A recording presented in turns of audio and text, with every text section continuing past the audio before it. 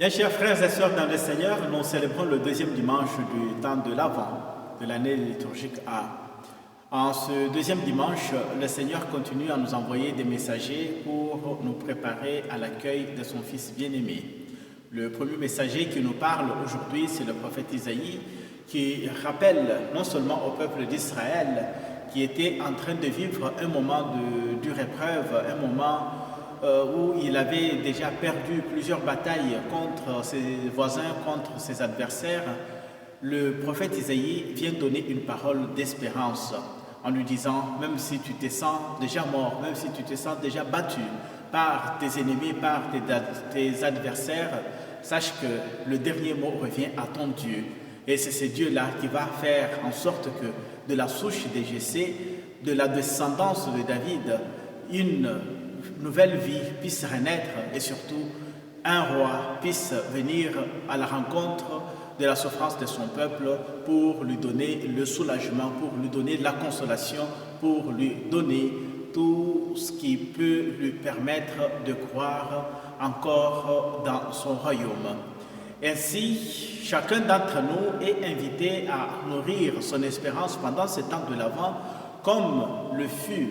avec le peuple d'Israël, qui non seulement allait vers Jean-Baptiste, car le prophète, le dernier prophète de l'Ancien Testament, qui viendra révéler la présence du Messie au milieu de nous, cette figure de Jean-Baptiste qui prêche dans le désert pour nous attirer tous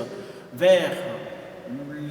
cet endroit très loin du monde, pour que nous puissions faire une expérience seul à seul avec notre Dieu. Et en faisant cette expérience seul à seul avec notre Dieu, le prophète, donc Jean-Baptiste, il nous recommande, chacun selon sa condition de vie, chacun selon ce qu'il traverse comme difficulté pour pouvoir suivre le Seigneur,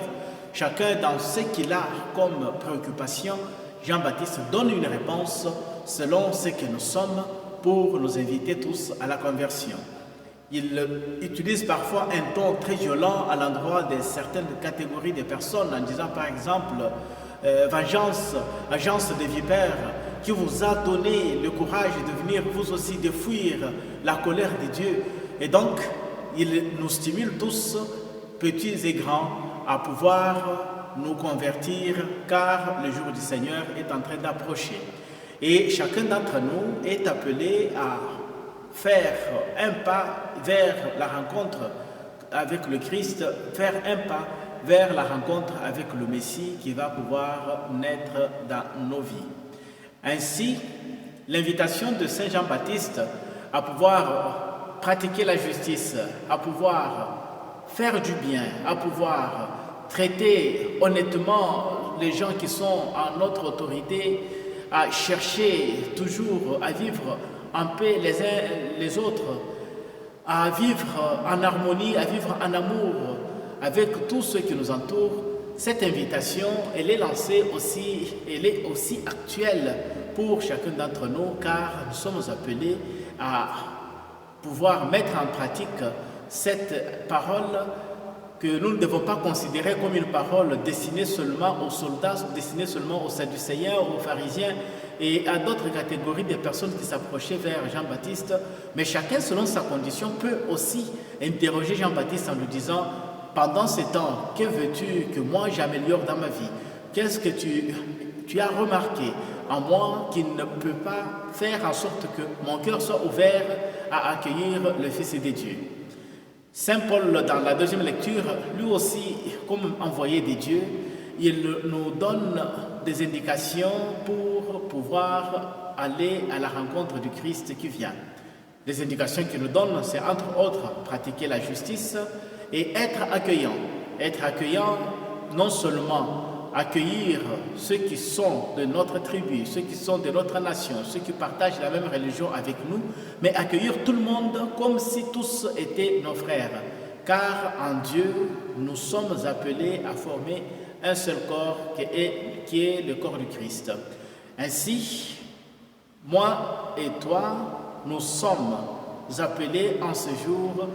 à être accueillants, et en apprenant à être accueillants envers nos similaires, nos semblables, nous aurons aussi la possibilité d'accueillir vraiment Jésus dans nos vies. Et d'ailleurs, rappelons-nous que Jésus se fait aussi accueillir à travers nos frères et sœurs